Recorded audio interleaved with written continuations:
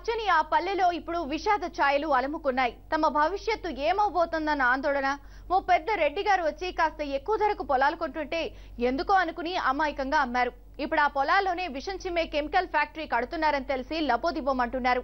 ప్రభుత్వాధికారులు కూడా కంపెనీ యజమానులకు జీ హుజూర్ అనడంతో గ్రామస్తులు యుద్ధానికి సిద్ధమవుతున్నారు. ఇది తూర్పు గోదావరి జిల్లా మెట్ట ప్రాంతంలో ఉన్న రంగంపేట మండలం మర్రిపూడి గ్రామం. ఒకప్పుడు ఈ ఊళ్ళో తాగటానికి నీళ్లు దొరికేవి కావు. విద్యుత్ మోటార్లు ఉపయోగించి ఆటంకాలను అధిగమించి బీడు భూముల్ని బంగారంగా మార్చుకున్నారు రైతులు. రణగుణ ధ్వనులకు దూరంగా ప్రకృతిని నమ్ముకుని జీవిస్తున్న వీరికి ఓ సమస్య వచ్చి పడింది.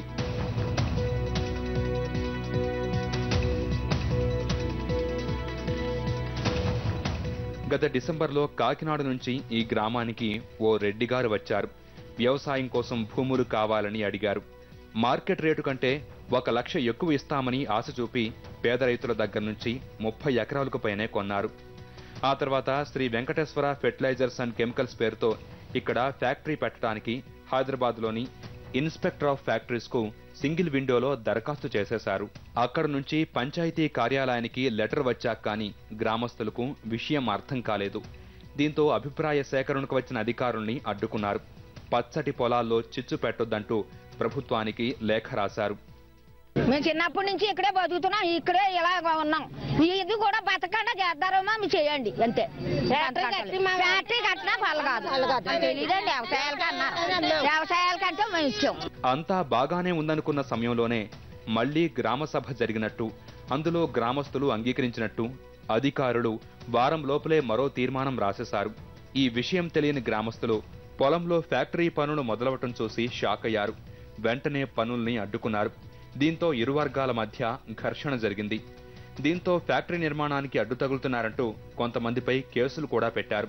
ఎమ్మెల్యే నల్లమిల్లి శేషారెడ్డి ప్రోద్బలంతోనే ఇదంతా జరుగుతోందని గ్రామస్తులు ఆరోపిస్తున్నారు. ఊళ్ళో సమస్య ఆయన వచ్చిందని ఊరంతా దరిద్రం అయిపోయిందండి. ఈ ఊరే కాదు, మా ఊళ్ళో ఇంతకన్నా ప్రశాంతంగా బతుకోవడమండి. ఆ ఎమ్మెల్యే గారు ఏమన్నాడు, మీరు పెట్టి నేను చూసుకుంటాను అంటున్నాడు.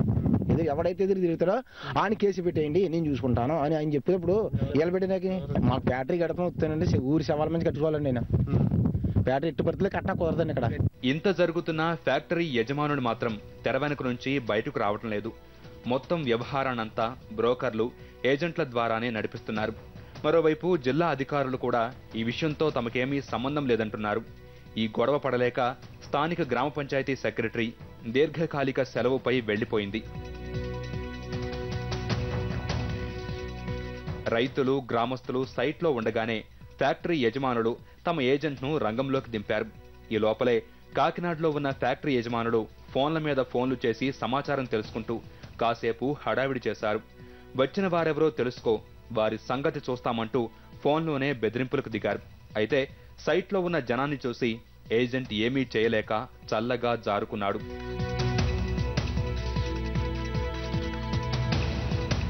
ఎమ్మెల్యే బంధువులకు చెందింది కాబట్టే ఫ్యాక్టరీకి అడ్డుపడే వారిపై కేసులు పెట్టిస్తున్నారని గ్రామస్తులు దుమ్మెత్తిపోస్తున్నారు. చావో రేవో తేల్చుకునేందుకైనా సిద్ధమేనని, ఫ్యాక్టరీ నిర్మాణం మాత్రం జరపనివ్వబోమని గ్రామస్తులు తెగేసి చెబుతున్నారు.